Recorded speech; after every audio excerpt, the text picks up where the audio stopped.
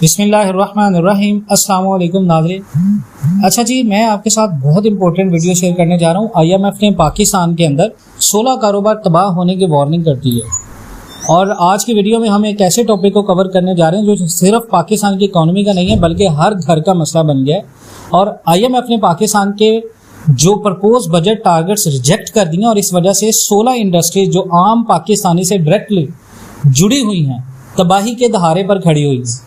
हम इस वीडियो में IMF के रिसेंट एक्शंस, उनका लॉजिक, पाकिस्तान की मजबूरी और उसका असर आम लोगों तक कैसे पहुंच रहा है, ये सब डिस्कस करेंगे with 100% accurate analysis, real example और फ्यूचर आउटलुक के साथ। IMF ने ऑफिशियली पाकिस्तान का जो बजट था उसको रिजेक्ट कर दिया, ये कहकर के ये गैर यकीनी है और ये रियल नहीं है। IMF का कहना है कि टैक्स रेवेन्यू आपका जो आपने सेट किया गया है वो अनरियलिस्टिक है, एनर्जी सेक्टर लॉस कंट्रोल नहीं हो रहा और फिस्कल डेफिसिट बढ़ने का बहुत ज़्यादा खतरा है।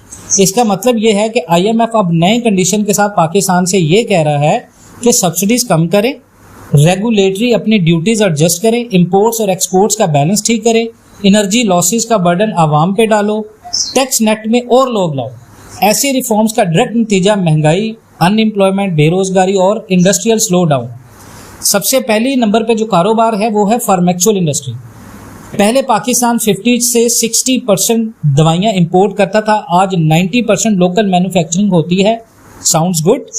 प्रॉब्लम यह क्या है, रॉ मटेरियल अब भी चाइना और इंडिया से इंपोर्ट होता है। डॉलर रेट बढ़ने और रेगुलेटरी ड्यूटी की वजह से प्रोडक्शन कॉस्ट हाई हो गई है। अगर ड्यूटीज कम की जाती हैं तो इंपोर्टेड प्रोडक्ट सस्ती होंगी, लेकिन लोकल इंडस्ट्रीज कम्पीट नहीं कर पाएंगी। अगर ड्यूटीज बरकरार रहती हैं तो रॉ मटेरियल महंगा मिलेगा। तो इसकी एग्जांपल है 2024 में 45 स्मॉल स्केल फार्मा यूनिट्स बंद हो गए और फार्मेसिस का काम भी काफ़ी ज़्यादा लॉसेस में चला गया। नंबर 2 पे जो कारोबार है वो है import based retail business. Pakistan में इंपोर्टेड कॉस्मेटिक्स, इलेक्ट्रॉनिक्स और अपरेल का क्रेज था। IMF का इम्पैक्ट क्या होगा, ड्यूटीज कम होने से इंपोर्टेड माल मार्केट में सस्ता होगा, लेकिन लोकल रिटेल और मैन्युफैक्चरिंग चौक हो जाएंगी। और इसकी एग्जांपल है लाहौर, कराची और इस्लामाबाद में 2023 और 24 में 22% कॉस्मेटिक रिटेलर्स बंद हुए। नंबर 3 पे जो है वो ऑटोमोबाइल इंडस्ट्री है। सुजुकी, होंडा और टोयोटा जैसे ब्रांड CKD यूनिट्स इंपोर्ट करके गाड़ियां असेंबल करते हैं। अब IMF की रिफॉर्म से क्या होगा, डॉलर शॉर्टेज होगी, LCs इशू होगा और ड्यूटी हाई की वजह से सेल्स क्रैश होगी। इसकी एग्जांपल 2023 में हमने देखा कि सुजुकी ने 4 बार अपने प्लांट टेम्परेरीली बंद किए थे। उसके बाद है कंस्ट्रक्शन और रियल एस्टेट। ट्रेंड क्या है जी, सीमेंट, स्टील, सैनिटरी आइटम सब इंपोर्टेड फ्यूल पे डिपेंड करते हैं। अब IMF का इम्पैक्ट क्या होगा, फ्यूल और एनर्जी प्राइसेस बढ़ने से सब कुछ महंगा, नई कंस्ट्रक्शन ऑलमोस्ट रुक गई।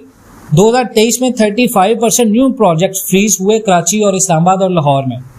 उसके बाद है फास्ट मूविंग कंज्यूमर गुड्स, जिसको FMCG बोलते हैं। बिस्किट, स्नैक्स, पैक्ड फूड्स सब इंपोर्टेड रॉ मटेरियल्स का यूज करती हैं। डॉलर शॉर्टेज से पैकेजिंग मटेरियल नहीं मिला और प्रोडक्ट लाइन स्लो हो गई। मल्टीपल ब्रांड्स ने लिमिटेड स्टॉक का डिसकंटिन्यूड स्टिकर लगाना शुरू किया था।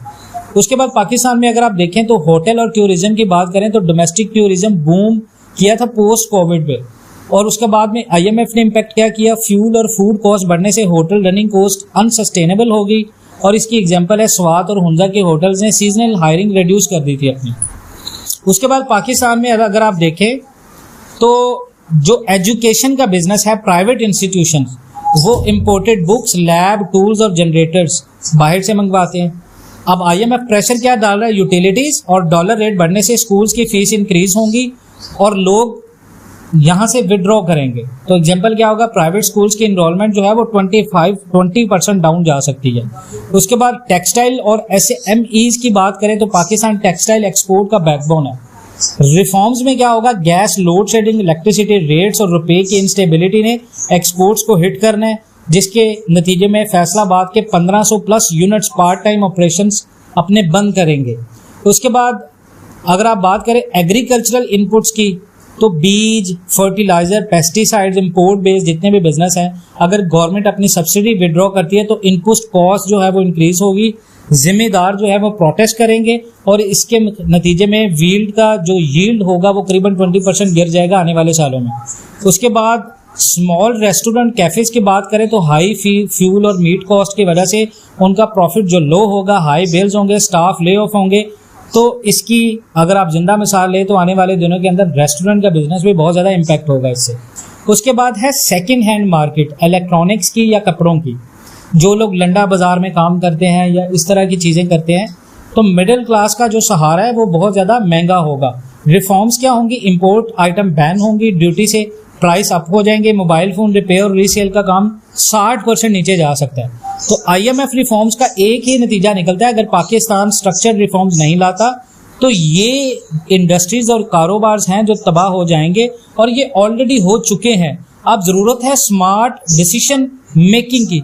लोकल प्रोडक्शन को इंसेंटिवाइज करो, फॉरेक्स रिटेन करने के रूल्स रिलैक्स करें, SMEs के लिए सब्सिडी और सॉफ्ट लोन्स लाएं, फ्रीलांसर और डिजिटल गेटवेज को सपोर्ट करें।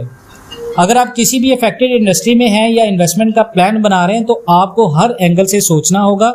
ऐसी और इन्फॉर्मेटिव वीडियोस के लिए चैनल को सब्सक्राइब करें, वीडियो को शेयर करें और कमेंट में बताएं क्या आपको भी ये प्रेशर फील हो रहा है। अपना बहुत सारा ख्याल रखिएगा जी। इंशाल्लाह मिलते हैं नेक्स्ट वीडियोस में, तब तक के लिए अल्लाह हाफिज।